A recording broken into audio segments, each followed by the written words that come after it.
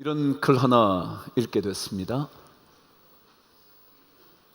1km를 전력 질주하는 것보다 1도의 방향 전환이 1톤의 생각보다 1g의 행동이 중요하다라는 말이요. 복잡했나요? 한 번 더 들려드릴까요?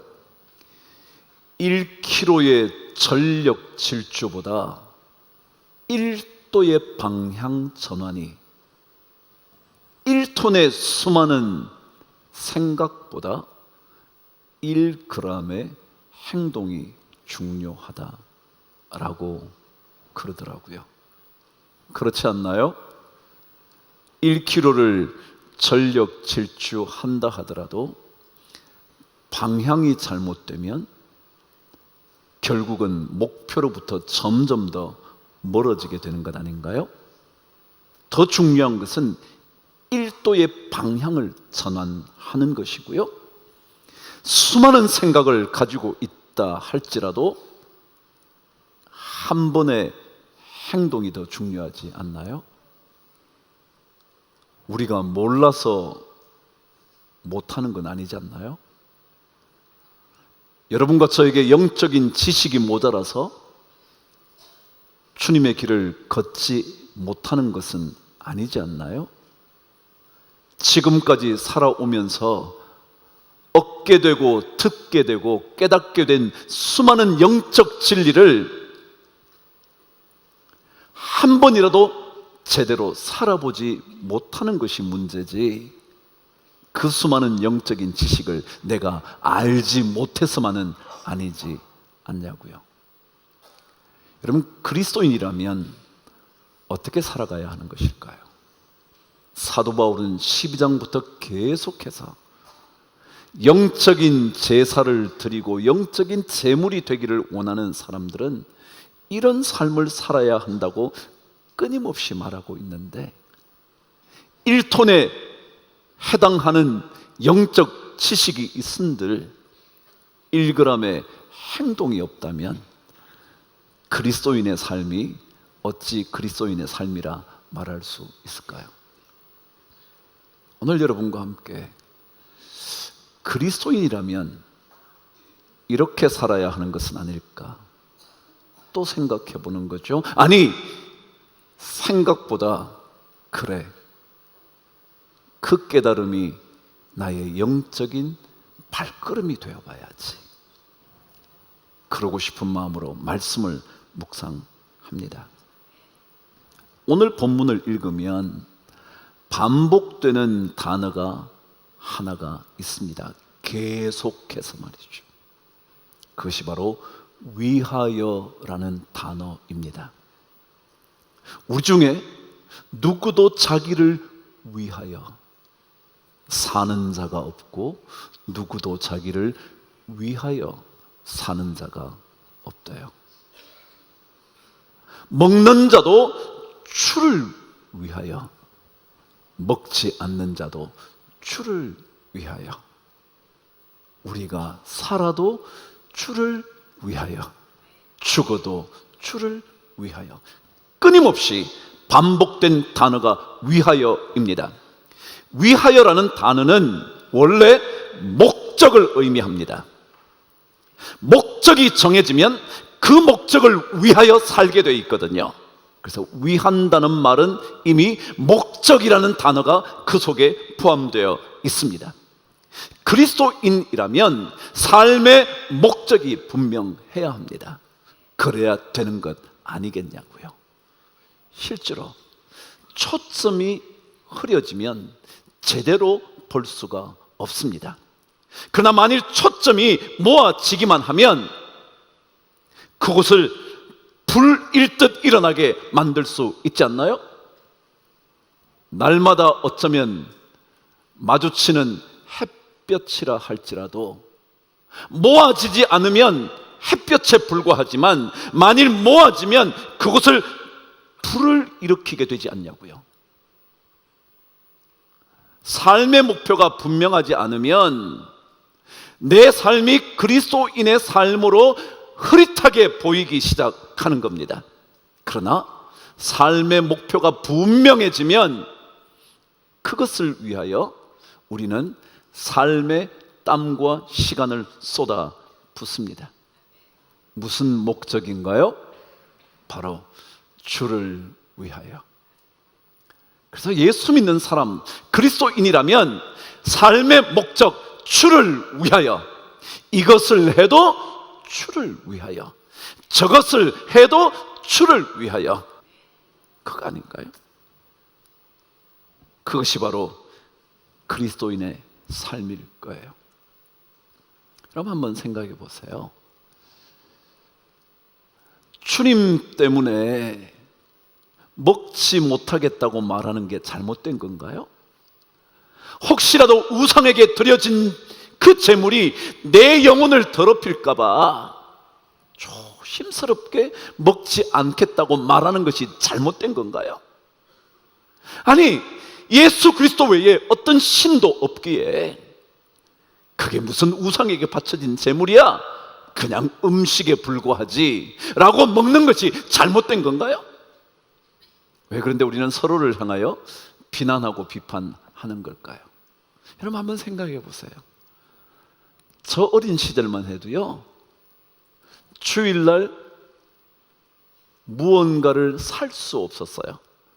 어린 우리들에게는 군것질 할 수가 없었다고요. 주일날 군것질 하려면 몰래 갔어야 했어요. 그것도 동네에 한두 개밖에 없는 조그마한 가게. 무슨 가게요? 구멍가게. 거기를 몰래 가서 왕눈깔 사탕을 사 먹었죠? 그렇게 그날을 거룩하게 지켜보려고 한 것이 잘못된 건가요? 그것이 단지 형식에 불과하다고 말씀하시겠어요? 우리 부모님들은요, 주님께 드리는 예물을 그래도 깨끗한 예물을 드리기 위하여 돈이 생기면 그 중에 좋은 깨끗한 돈을 따로 구별해 놓았다고요. 그게 없으면 그 전날 다림질을 하기도 했어요. 그게 단순히 허례 허식에 불과한 걸까요? 형식에 불과한 걸까요? 아니잖아요. 얼마나 귀한 마음이냐고요. 어제 제가 책 한 권을 읽었습니다. 제목은 인류의 조건이라는 것이었습니다. 2류도 아니고 3류도 아닌 뭐라고요? 1류가 되는, 그게 조건이 필요하다라는 책의 제1장은 이런 제목이었습니다. 아이들에게 물려줄 3가지 힘. 그러니까 애들에게, 자녀들에게 이 3가지 힘은 꼭 물려줬으면 좋겠다는 거예요. 근데 그 3가지 힘의 가장 핵심적인 힘 하나 제가 알려드릴게요. 그 힘을 저자는 요약하는 힘이라고 그랬습니다. 요약하는 힘. 그러니까 이 수많은 정보가 있는데 이 수많은 정보를 한 문장, 몇 개의 문장, 몇 개의 글로 요약할 수 있는 힘이 있어야 된대. 그렇지 않아요? 이 땅에 너무 정보가 많잖아요. 이 정보를 언제 다 섭취하시겠어요? 근데 딱 보면 요약해낼 수 있는 힘이 필요하다라고 말하면서 정말 요약하는 힘이라는 것이 무엇을 의미하는지 이렇게 말했습니다. 핵심은 남기고 그 나머지 부차적인 것들은 과감하게 버린다. 이게 요약이래. 요약이 뭐냐면 뭐라고요? 핵심은 남겨두고 나머지 부차적인 것은 다 과감하게 버려버린다 라는 것이 요약하는 힘이래요. 그러면 핵심을 남기고 부차적인 것은 없애기 위하여 중요한 게 뭐냐면 진짜 중요한 것이 무엇인지를 발견할 줄 알아야 된다는 거예요. 요즘요, 이 땅에 정보가 수도 없이 차고 흘러넘쳐서 어린 아이들도요, 자기들이 보지 말아야 할, 자기들이 알아서도 안 될 그런 수많은 정보들을 다 가져요. 그것을 구별해낼 수 있어야 되는데 무조건 다 보는 거예요. 그러니까 애들이 벌써 어른이 보는 것보다 더 많은 것을 보는 거예요. 진짜 그들에게 필요한 핵심은 무엇인지, 그래서 그것은 남겨놓고 나머지는 과감하게 안 볼 수 있는 힘. 예수 믿는 사람은요, 나머지 것들은 조금 채워지지 않아도요, 주님은 내 안에 채워져야 해 라고 핵심은 잡을 수 있는 삶이에요. 그게 인류가 되는 거래. 예수 믿는 사람이 그리스도인이라면, 인류의 그리스도인이 되려면 진짜 중요한 게 뭔가, 그 핵심을 붙잡고 나머지는 그래 과감하게 포기하지 뭐, 없어도 그만, 있어도 그만 이라고 말할 수 있어야 한다는 거죠. 그리스도인이라면 자기는 그렇게 중요하지 않아도 된대요. 왜요? 우리 중에 누구든지 자기를 위하여 사는 자가 없고 누구든지 자기를 위하여 죽는 자도 없대. 우리 중이라는 말은요, 사도 바울이 우리 중이라고 말할 때 그 말은 그리스도인이라면 자기가 너무 중요하지 말아야 된다. 우리는요, 자기가 중요해서 예배드리고 싶지 않은 거예요. 교회 왔어요. 왔는데 모르는 찬양을 자꾸 해. 그게 싫은 거예요. 오늘도 두 번째 찬양을 하는데 앞부분은 좀 알겠는데 뒤에 엉뚱한 부분이 나오니까 모르겠는 거예요. 그러니까 뭔 저런 찬양을 해, 좀 아는 찬양하지 라고 말하면서 갑자기 예배가 싫어지는 거예요. 여러분, 이거는요, 가장 중요한 핵심은 뭐냐면 주님을 예배하는 거예요. 곡조 좀 모르면 어때요? 가사는 알아요? 한글 읽으실 수 있어요? 그럼 가사를 보면 그래, 이 가사 그렇지, 그러면 되잖아요. 근데 우리는 곡조가 안 맞다고 나라는 것, 내 생각이라는 것, 내 취향이라는 것, 내 계획이라는 것, 요것에 안 맞으면 교회도 싫어, 옆 사람도 싫어, 그렇게 찬양하는 인도자가 싫어. 이 목사님은 얼마나 미움을 받는지 몰라. 그래요. 뭐가 중요하냐고요? 내가 중요하지 않거든요. 우리는 주님이 중요하거든요. 곡조 좀 모르면 어때요? 그 곡조를 보면서 그 가사를 보면 그래, 나는 진짜 믿고 살 뿐만 아니라 내 삶의 진정한 이유가 주님이라는 것 한번 고백하면 되잖아요. 그러면 곡조 좀 모르는 게 어때요? 곡조 좀 복잡한 게 어때요? 이게 주를 위한 삶의 목표가 분명하면 나머지 것들은 잘라낼 수 있는 거예요. 그래서 오늘 성경 5절은 두 번째 그리스도인이라면 이렇게 해야 된다고 알려주는 거예요. 저와 함께 읽어보실게요. 시작. 어떤 사람은 이날을 저날보다 낮게 여기고 어떤 사람은 모든 날을 같게 여기나니 각각 자기 마음으로 확정할지니라 그랬어요. 이게 무슨 말이냐면요, 각각 자기 마음으로 확정하래.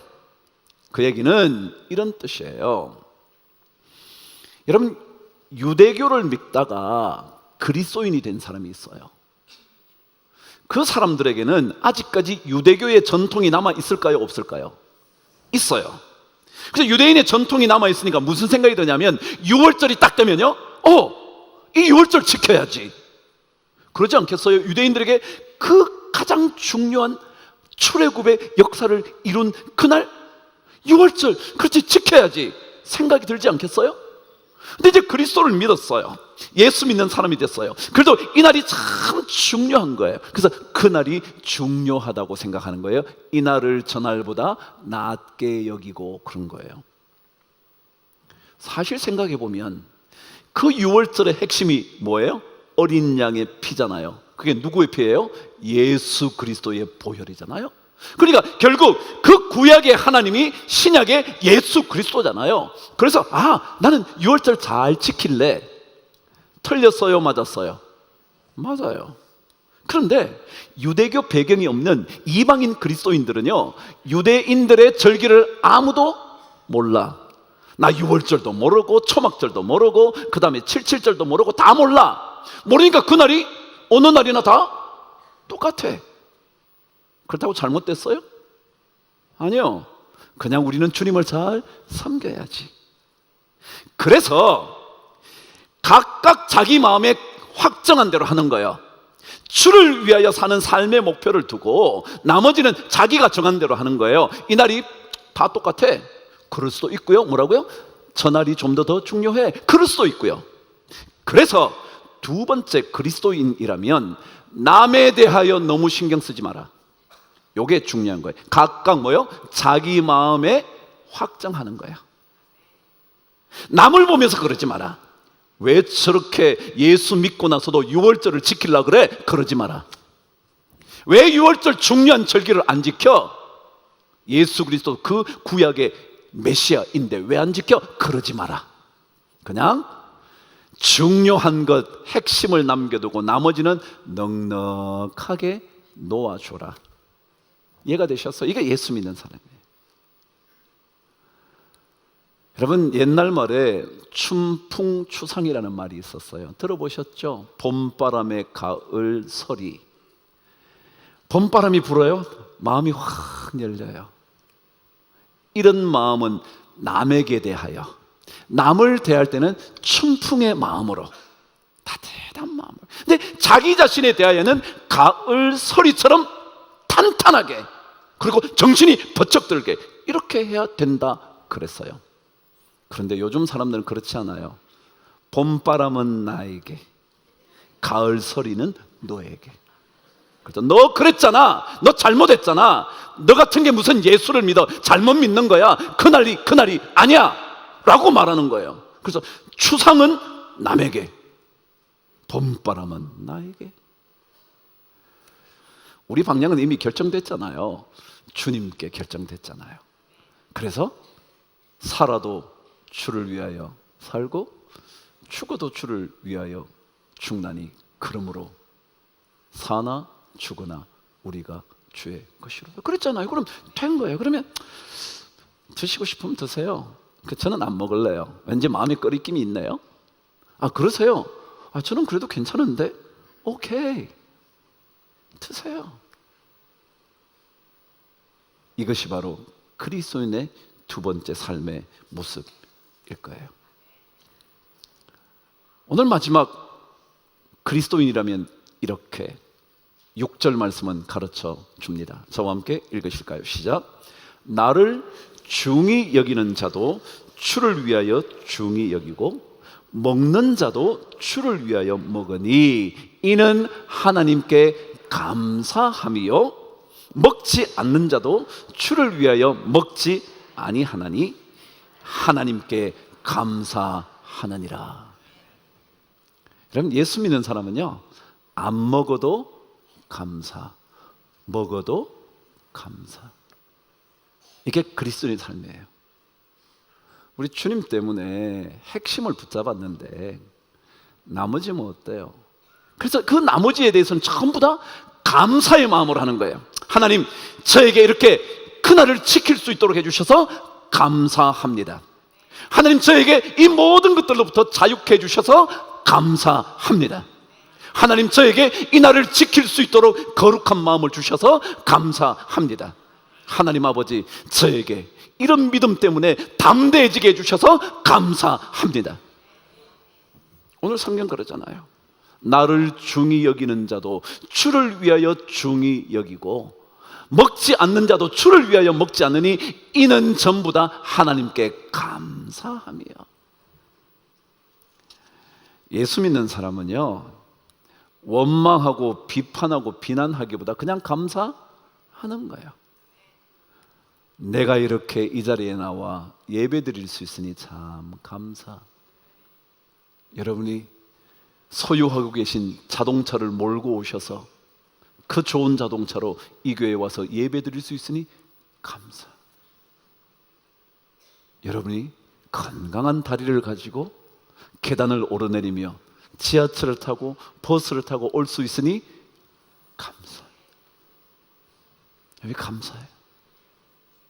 나를 중히 여기는 자도 감사. 첫날과 이날이 똑같이 경험되는 것도 감사.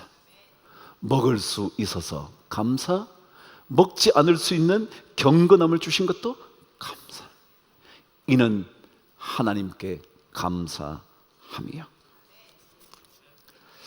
예수 믿는 사람들은 조금 더 긴장하고 살아야 합니다. 긴장을 놓치면 아무것도 아닙니다. 긴장해야 멋진 소리가 납니다. 혀이 다 풀어지고 나면 소리를 낼 수 없습니다. 그래서 긴장해야 합니다. 그런데 긴장이라는 이 단어는요, 참 독특한 단어입니다. 이 단어는 두 개의 낱말로 합쳐져 있는 합성어입니다. 하나는 긴, 하나는 장입니다. 긴이라는 말은 원래 뜻이 무슨 뜻이냐면 쪼여드릴 긴입니다. 그래서 여러분 긴축재정 그러시죠? 그건 뭐예요? 재정을 타이트하게 쓰는 겁니다. 막 쓰지 않고요, 쪼아서 쓰는 겁니다. 안 쓸 때 안 쓰고 그렇게 하는 걸 긴축할 때 긴입니다. 그래서 원래는 팽팽하게 당긴다, 실을 팽팽하게 감는다, 이게 긴입니다. 근데 장은요, 무슨 뜻이냐면 느린다라는 뜻입니다. 그래서 여러분은 확장한다, 사기를 신장한다, 그럴 때 이 장자입니다. 느린다는 거죠. 근데 왜 이것을 긴장이라는 말을 우리는 이렇게 긴장하는 거로 생각할까요? 여러분, 긴장은 원래 어떤 뜻이냐면요, 조일 때는 조이고 느릴 때는 느리는 겁니다. 말하자면 핵심은 조이고요, 나머지는 뭐 하는 거예요? 풀어놓는 거예요. 이해가 되셨어요? 신앙생활은요, 주님 위에 하는 그 일에는요, 쪼아야 돼. 그래야 소리가 나.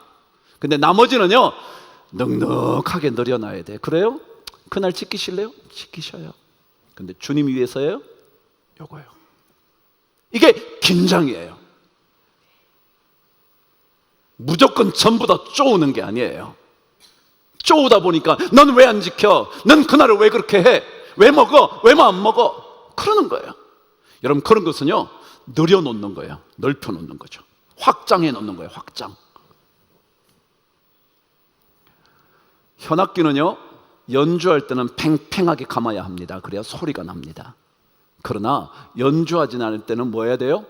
풀어놔야 합니다. 그렇지 않으면 늘 팽팽하게 잡아놓으면 나중에 직접 연주하려고 할 때 소리가 제대로 안 납니다. 긴장이 그런 뜻입니다. 신앙생활은요, 주를 위한 일에는 긴, 그 나머지는 뭐예요? 장. 그래서 그 사람이 좀 어떠면 어때요? 그 권사님이 여러분 마음에 안 들면 안 되나요? 여러분, 그 장로님이 마음에 안 들어서 교회 나오면 불편하다고요?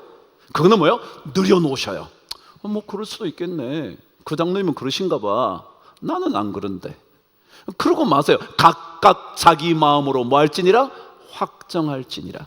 그리고 우리는 살아도 주를 위하여, 죽어도 주를 위하여. 그러므로 사나 죽으나 우리가 주의 것이로다. 하나님은 능력 있는 분이거든요. 그 하나님을 위하여 여러분의 삶을 긴장시키면요, 하나님이 좋은 것 주실 줄 믿어요. 그런 은혜가 우리 모든 성도들에게 넘치게 되기를 주의 이름으로 축복합니다.